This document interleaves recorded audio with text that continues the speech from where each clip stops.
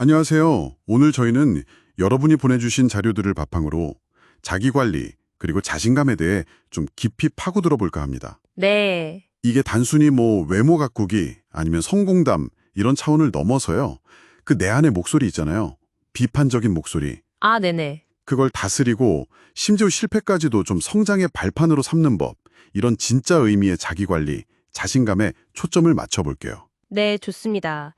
사실 자기 관리라는 게 일상 습관부터 시작해서 정신 건강, 또 목표 설정까지 정말 삶의 전반을 다 아우르는 개념이거든요. 그렇죠. 이걸 통해서 얻는 자신감은 그냥 기분 좋게 아, 나 할 수 있어. 이런 느낌? 이걸 넘어서요. 네. 실제로 어려움이 닥쳤을 때 그걸 헤쳐나갈 힘을 주는 거죠. 그래서 오늘은 그 구체적인 방법들, 또 심리적인 원리까지 한번 같이 파헤쳐 보죠. 아, 좋습니다.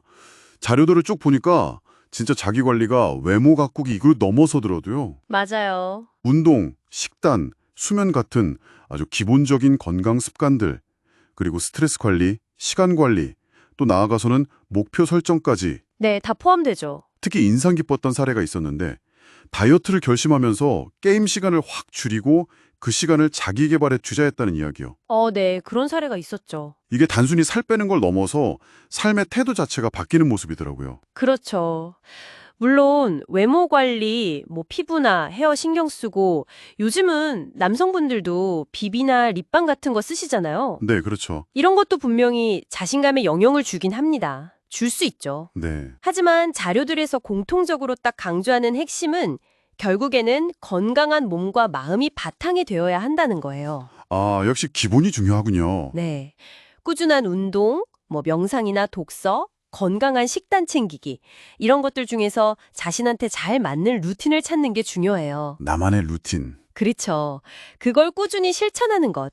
이게 단단한 내면의 어떤 토대를 만드는 거죠. 흔들리지 않는. 그러면 그 자신감은 구체적으로 어디서 오는 걸까요?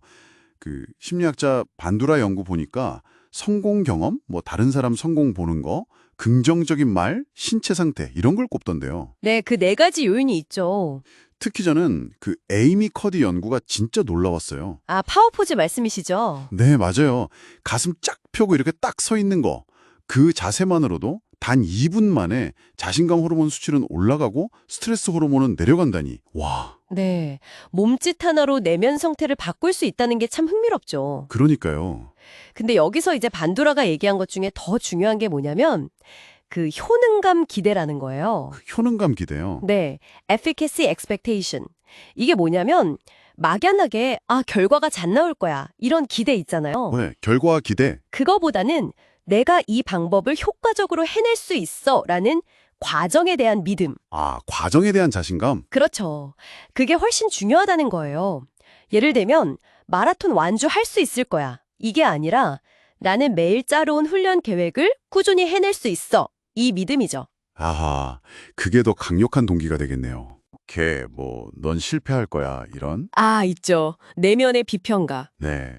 이런 목소리 때문에 좀 주눅들 때가 많은데 이건 어떻게 해야 되죠? 그 비평가랑 막 싸우려고 하기보다는 그 목소리를 좀 알아차리고 분리하는 연습이 필요해요. 분리요. 네, 자료에 나온 4단계 방법이 꽤 유용한데요. 네. 첫째는 그 비판이 정확히 뭐라고 하는지를 명확하게 딱 인지하는 거예요.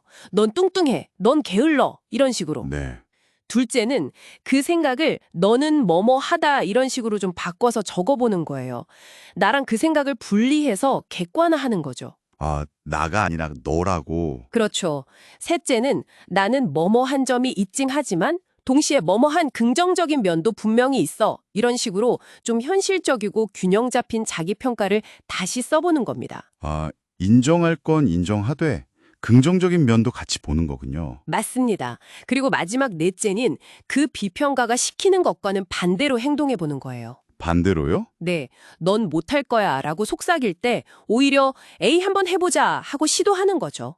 이게 그 비판에 휘둘리지 않고 좀 건강한 자아상을 만드는 데 도움이 많이 돼요. 와, 그거 정말 좋은 방법 같은데요? 근데 내면의 비평가뿐만 아니라 실제 실패 경험도 있잖아요. 그것도 자신감을 많이 깎아내리는데. 아, 그렇죠. 실패는 누구에게나 힘들죠. 근데 어떤 사람들은 그 실패를 딛고 오히려 더 크게 성장하는 것 같아요. 도대체 그 차이가 뭘까요? 그게 바로 마음가짐, 즉 마인드셋의 차이입니다. 캐롤 두웩 교수가 말한 것처럼요. 성장 마인드셋, 고정 마인드셋 그거요? 네, 맞아요. 내 능력은 딱 정해져 있어서 변하지 않는다고 믿는 게 고정 마인드셋이고요. 네. 반면에 성장 마인드셋은 노력을 통해서 능력이 계속 발전할 수 있다고 믿는 거죠.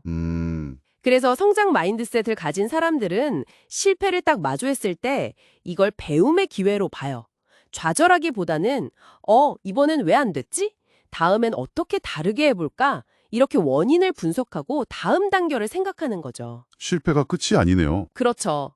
이 사람들한테 실패는 그저 아직 성공하지 못한 상태일 뿐인 거예요. 아직이라는 관점. 네.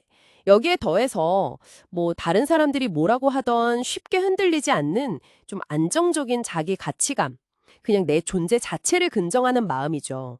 이걸 비수반적 자존감이라고도 하고요. 네. 그리고 어려울 때 기댈 수 있는 어떤 지지적인 사회적 관계, 사회적 연결감, 이런 게 있으면 실패했을 때 충격을 좀 흡수하고 다시 일어설 힘을 얻기가 훨씬 수월해지죠. 자기관리나 자신감이 이런 관계 속에서도 중요하게 작용하는군요. 그럼요. 자료 중에 그런 사례도 있었어요. 친한 친구들하고 같이 있는데도 좀 불편함을 느낀다는. 네. 그런 경우 있죠. 그게 상대방 말이나 표정에 너무 예민하게 반응하거나 뭐만 생기면 자꾸 자기 탓만 하는 경향 때문일 수 있다는 분석이 좀 흥미로웠어요. 대인 민감성이 높거나 내부 귀인을 하거나. 맞아요. 그럴 때 의외로 간단하면서도 효과적인 방법이 하나 있는데요. 뭔가요? 바로 내 몸의 긴장을 알아차리는 거예요. 특히 어깨. 우리가 긴장하면 어깨에 힘이 딱 들어가잖아요. 네, 그렇죠. 저도 모르게. 네. 그걸 의식적으로 알아차리고 힘을 쭉 빼보는 연습, 근육 이완이죠. 몸이 편안해지면 마음도 따라서 좀 누그러지는 효과가 있거든요. 몸을 먼저 이완시키는 거군요. 네. 그리고 또 하나는 다른 사람들이랑 잘 지내고 싶은 마음? 이거 되게 자연스러운 욕구잖아요. 네, 당연하죠.